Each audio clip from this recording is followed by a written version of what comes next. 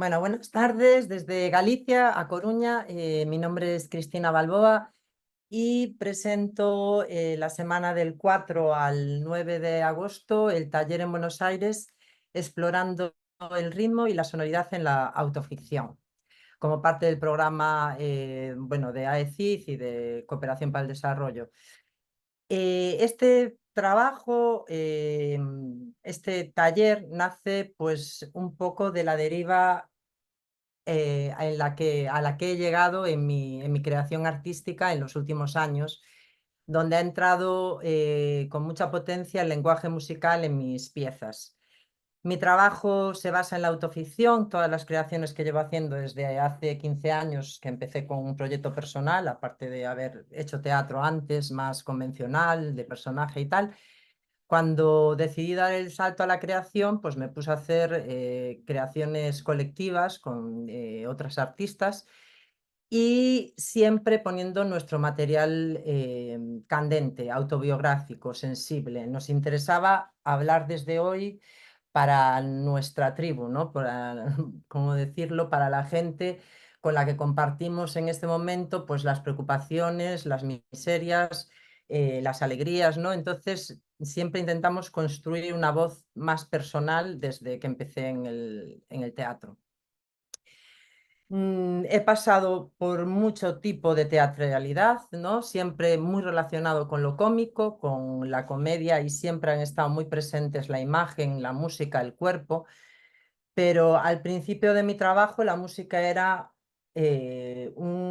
quizás un añadido, ¿no? Que venía a potenciar ciertas partes o ciertos momentos, pero que no estaba trabajado a la par que la creación como un detonante sensible por sí mismo, ¿no? Como un material en el que se relaciona todo lo demás. Simplemente, bueno, en este momento pues poníamos música y aquello pues tenía otro empaque, pero no era la parte principal de la creación. Entonces, desde este trabajo teatral en el que siempre he intentado alejarme de lo convencional, de los personajes, de una teatralidad igual muy basada en el realismo, que yo creía que ya estábamos en un momento en el que podíamos jugar a través de otros sentidos los textos, las propuestas, ¿no? Que llegaran y conectaran igual con la gente a día de hoy que tiene otro tipo de capacidades, ¿no? Por cómo vemos, cómo vivimos, cómo consumimos cultura. Entonces empecé a ver el texto ya no solo como el hilo argumental de todo mi proceso en el que comparto un proyecto, que siempre ha sido muy importante porque siempre me ha gustado la profundización, lo que dice el texto, la ironía, lo que no dice y jugar eso en ciertos contextos creativos, ¿no? En ciertos detonantes o lo que llamo yo dispositivos escénicos. Algo autobiográfico que viene de la novela, que viene de, bueno, de cualquier pulsión de cualquier artista, pues siempre es basarse en lo que conoce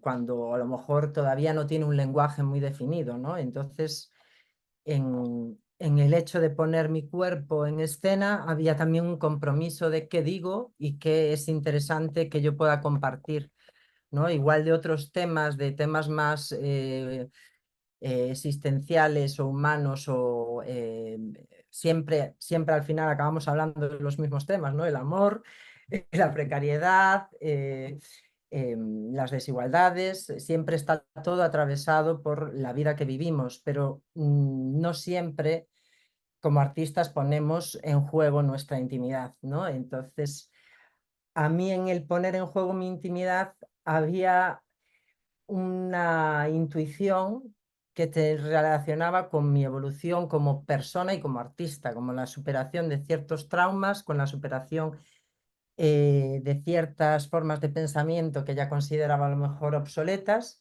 y con comunicar directamente con el público en algo que pudiesen identificarse, ¿no? Y algo que yo sentía profundamente, aunque fuese lo más cotidiano y simple del mundo, ese era el juego que yo establecía en las piezas, que luego a lo mejor pues una era más sobre los sentimientos, el amor, las relaciones. En otra hablo más de un contexto social, fracaso, como en, Sigue Buscando. Luego me metí como en el abandono del teatro. Me enfadé con el teatro, me enfadé con las formas de hacer teatro. Entonces hago otro proyecto que se llama Masa Madre Salmarina, en el que empiezo a jugar con la idea del abandono del teatro y dedicarme a la música. Entonces creamos un proyecto en el que hacemos un concierto performativo con algún código teatral, en el que no somos músicos, pero hacemos que tocamos y metemos todo el engranaje teatral para generar esa afición de hemos sido actores, ahora somos estrellas del rock, que realmente era lo que queríamos cuando empezamos a hacer nuestras cosas, ¿no? E intentar compartirlas. Y ese trabajo, ¿no? Después de los otros que eran más enfocados a la comedia, a la acción escénica, a otros juegos que sí que funcionaban porque establecían una comunicación muy directa, se estableció la apertura a la música como centro detonador de mis piezas, ¿no? El siguiente trabajo ya empecé a hacer yo mi propia música. Antes ponía temas que me gustaban, que creía que podían encajar con lo que yo estaba haciendo, y empecé a trabajar con la música en estudio. Entonces empecé a desarrollar temas que me daban ciertas tonalidades, que de repente cuando empezaba a hablar sobre ellos me llevaba a ciertas temáticas, texturas, eh, a un tono ciertamente más confesional, en el que yo estaba amparada por un sonido que llevaba como el peso rítmico y no era solo mi capacidad interpretativa la que estaba jugando ahí, ¿no? Con estos textos había como una parte musical que detonaba ya ella misma los textos. Y no estaba ese texto que primero escribimos y luego decimos, a ver cómo lo pongo en escena, ¿no? Había como, me ha salido este sonido y este sonido me pide cierta confesión, eh, cierto juego con el material textual que va a potenciar seguramente su material sensible, ¿no? Lo que hace que en el momento que se dice, pues conecte y llegue al público, pero no solo con la palabra, sino con eso que envuelve la palabra y que va ajustándose a medida que el sonido va mutando, ¿no? Entonces, la dramaturgia dejó de convertirse para mí en algo que era previo a la parte de los ensayos, la parte creativa escénica, y el texto empezó a venir después de ciertas células sonoras y de cierta disposición física en la que yo también preparo el cuerpo para un determinado estado, ¿no? A través del sonido, pues lo dejo, lo expando y dejo que el cuerpo hable dentro de esa sonoridad, ¿no? Entonces ahí, dentro de ese mecanismo de sonido-cuerpo, salía luego el texto, salía una idea, salía algo que se repetía, algo que me llevaba siempre a los mismos lugares, ¿no? Y entonces ahí sí incido en la parte de mesa, ¿no? Me pongo en lo textual y ahí desarrollo pues una idea que es algo como un mantra que empieza a surgir de lo sonoro. Una temática que en vez de ser temática es como estado, ¿no? Estado. Puedo yo sentirme en un estado decadente. Mi música, lo que yo estoy generando a nivel sonoro, pues nos lleva a algo oscuro, nos lleva a algo un poco macabro incluso, ¿no? Pero es un macabro hecho con piezas de realidad que no tienen nada de macabro, que son muy cotidianas, que son muy palpables, que las hemos sentido todos, pero yo les doy eh, esa sensación que está generando los, no estáis de lo que es lo macabro, sino ahora estamos sintiéndonos macabros y esto sucede y de repente el sonido me lleva a un viaje en el que voy de lo macabro a lo luminoso y luego a un bajón terrible. Hay como partes que se van articulando a través de sonido y ritmo, más que de sentido textual. Esto que para mí no están todavía definidas, son muy frágiles, algunas a veces funcionan y otras veces no, y siempre hay que irlas reinventando para que nos mantengamos con cierto interés en